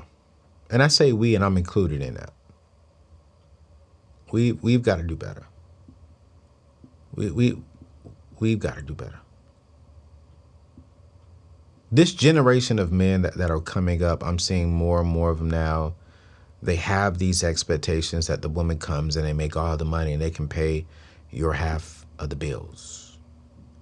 And I think that while I will respect that's your desire, like if that's your desire, I will respect that. But for me, I want to make sure that as a man that I'm in a position financially, that I'm living below my means, I'm striving to make more income. I'm not out here doing stupid stuff with my money, that when God sends me my wife, we could be in the best possible position that we should be in, because I'm willing to bust my butt.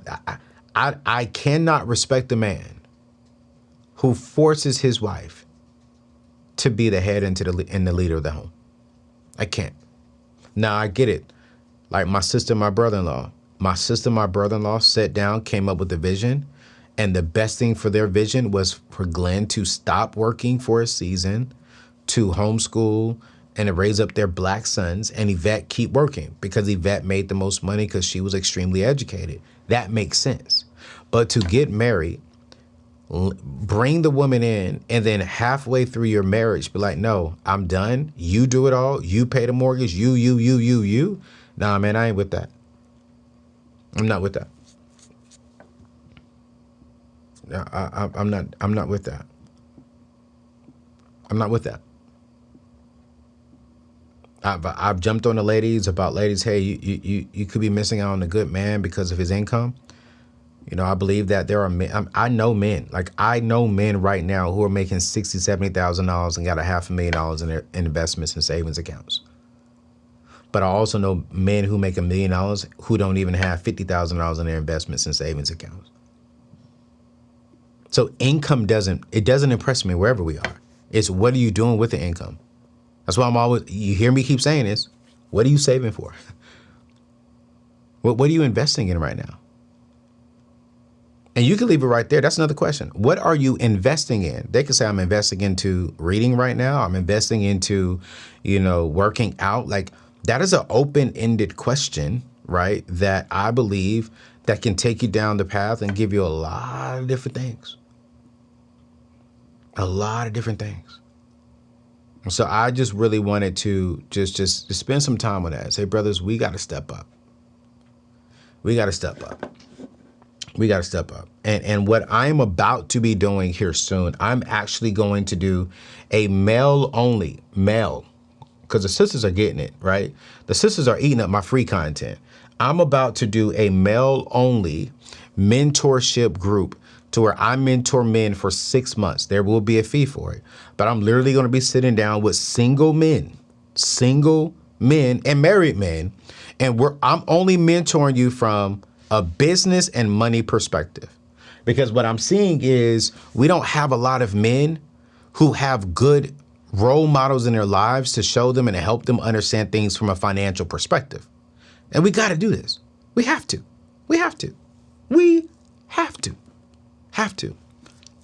So I'm going to do it. Don't forget, if you want to give us a call, we got about 15 more minutes. If you want to give us a call, you can give us a call here, anthonyoneal.com/call-AO. Again, that is anthonyoneal.com/call-AO. We got about 15 minutes left. I'm going to try and get through a few more here. We already got some people calling in. And so I'm extremely excited about that.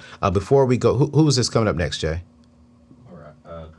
Camille. So before we go to Camille, my sister, I want to remind you all that it's tax time. Just go ahead and put that up on the screen real quick before we go to Camille. We have already had 600 people join our tax services. And already we're getting testimonies of people getting the highest amount of tax refund they've ever received. Not just getting more money back on their taxes, but we're also educating them and showing them how they can keep more money this year. And so we have actually hired more tax pros because, man, we got flooded with people. I think I told y'all 2 weeks ago, we're only doing 500. We're way above that number. So because we see this as a huge success and it's really, really working, we brought in more tax pros. So if you would love to get your taxes done, if you haven't gotten them done yet, and we don't care if you're a business owner, we don't care if you're getting money back or if you owe money. If you owe money, we're going to help you save money on what you owe. If you're a business owner, we're going to maximize all of your write-offs and even try and give you a little plan for 2024. And if you're a W-2 income person, we're going to help you get the most money back and teach you how to upgrade, how to update your claim status so where you can keep the majority of your money throughout the year, and you maybe get back $100, but you'll be able to keep more money throughout this year so you can save, invest, and flip it and get money for it. Or you could be a W-2 employee with a part-time hobby in business. Man, we have so many amazing testimonies of people who are getting the most money back on their taxes. So if you want to be a part of that, we're opening up again to another 500 people. So after we hit 1,000 people, we're done for the season. Then next season, I'm going to bring it back full throttle because we see this as something that you all love within our community. So right now, if you're in our community, we're going to put it up on the screen. Go to anthonyoneal.com/neat taxes. It's a 100% satisfaction guaranteed. We're going to maximize your return so we can help you minimize your debt and build wealth. And we are going to help you do that today. And so go to anthonyoneal.com/neat taxes. Again, that is anthonyoneal.com/neat taxes. And I promise you, you will thank me. If you've already been a part of the neat taxes community and you got your taxes done with us, let me know in the chat. Let me know in the chat because I think it'll be absolutely amazing. But right now, we're capping it off at 500 people. And so if you are trying to get the most money back, let us know. What we're going to do is we can get you a free quote to let you know and to show you, hey, we can get you more money back. But to get you the most money to maximize, we do recommend a consultation, a 15-minute consultation. It's a small fee, so we can guarantee you a bigger return. And so just go to anthonyoneal.com/neat taxes. You hear from one of our tax pros today to set up a consultation if you choose to go that route. Or if you're a simple W-2 employee, you just want to know what we can do to get your money back. We'll take care of you as well within 72 hours. So go to anthonyoneal.com/neat taxes. And let's go to my sister, my dear sister, who? Yeah, Camille. I was about to say, you changed it on me? What's going on, sis? Hey. What's up? Where you calling in, Camille? Where you calling from? Charlotte, North Carolina? I was just there yesterday. You know, my family lives in Columbia, South Carolina, so I'm in Charlotte all the time because it's only like 30 minutes from there. Oh, nice. Cool. Yeah. What's going on? How can I help you? Or do you have something to say on this subject? I do. I have a few things to say, but I'm going to try to keep it short. Okay. I like the fact that you just brought up and you kind of spoke on one that I want to say about men having mentorship because it's a lot of people that are single. I think just because just being qualified and eligible to actually be ready to date and to move to marriage. So I just wanted to talk a little bit about that really honestly, because I seen your live last night. I was on there and that post was setting everybody on fire, boy. I'm just like, let me get out of this comment section. But I'm like, I'm gonna tune in for the live on Wednesday. So it was a lot that was going on in the comment section, and I'm just like, let me just plug it off a little bit and just save it for tomorrow. But yeah, it's a lot of interesting things going out there in the dating world, and I'm really just at this point, and I'm trying to, and I actually am connected with your church. I go to Union Church Charlotte, so Pastor PB, Brian Bullock. Yeah. yes, PK, PB, the whole Dream Team fam. That's my people. Okay. But yeah, so we're doing a relationship series right now, and he's begging me to keep from giving up, and I'm just like, PB. I don't know, because it's just really crazy out there right now. But What do you think is crazy about the dating world for a black woman? I'm curious. When it comes to black men, like what makes it crazy? Just one thing, because I see it all over your face. There's a lot. I'm like, Lord Jesus. Just give me one thing. Is it the finances? Like what is it? No, and I think that's the thing. I think that, I mean, just a lot of guys think that women are just, I think y'all see a very small percentage of caliber of females out there that men are going out there and pursuing, which is that's your preference, that's fine. But I would say most women are okay. I mean, they know the situations, they know the history of black men in this country. I just think it's more so that the men are unwilling to do the necessary sacrifices to get to where they need to be. And I mean, and I love, and like she mentioned earlier, she actually, my birthday is in December too, so I forget her name. I think it was, I don't want to mess it up, but yeah. And I have 6 brothers. And so it's just like seeing that and knowing that experience and between my dad, my stepdad, granddad, uncles, so on and so forth. But it's just like a lot of guys nowadays, it's just they're unwilling to put in the necessary time and energy and sacrifices into being faithful, monogamous, marriage minded. And I get somewhat of why women are like this now. Well, the few, that small minute minority, because it is stressful, and I get it. Like, men are in a predicament, but at the same time, women want to feel secure too, especially for single mothers. I have no kids, but I have a dog, and that's all I can handle right now. But I understand what they want, that financial security. They want to make sure that if they're going to entertain a relationship or what have you, that they have the necessary means to be able to provide. So, Yeah. I mean, I can see both sides of the coin, but I definitely think it's just a sense of entitlement from both sides, from women thinking that they're entitled to men's money, but as well as men feeling entitled to women's body. So, and that's probably one of the main reasons why I'm probably still single, is that most men feel entitled to women's body, or what one woman won't do, another will. So it's bad out here right now. It's it's definitely something I'm working through with my therapist, and she's trying to keep me from giving up. At the same time, I'm just like, nobody wants to go through this no more. Man. Well, we're going to definitely be praying for that. I mean, I totally understand that, and we are coming up to the time to thank you for calling in, sis. We got to shut it down today promptly at 2:00. But I'm praying for all of our sisters right now. I'm praying for all of y'all, because what she just said is that if men should not be expecting women's bodies, and I totally agree with that. We should not be expecting it. Men should not be expecting sex. We shouldn't. But now let's be real.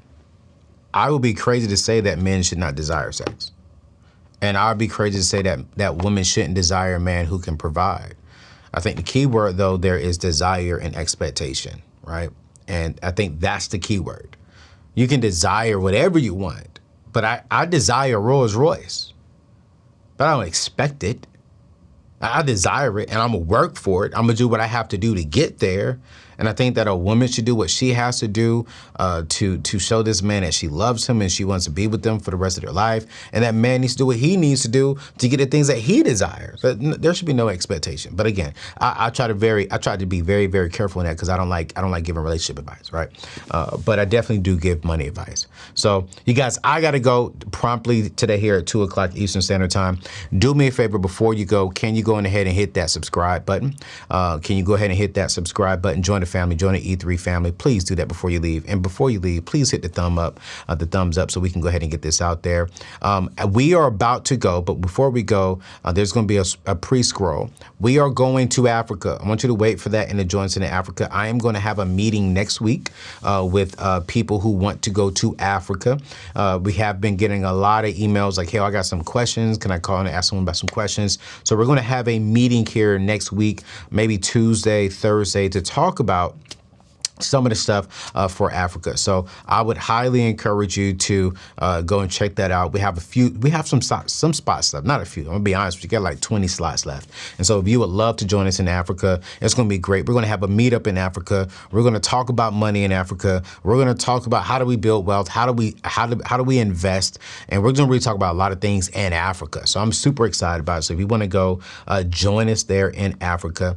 And don't forget, before you leave, please subscribe. Please hit the thumbs up. Please join. Just join the family. We are like 400 people away from hitting 700,000 family members on YouTube. This is crazy. So I would love to hit that today. Can we hit it today? If you love me, hit a thumbs up. If you love me, join the family. And I'll see you here on the next show. Peace out.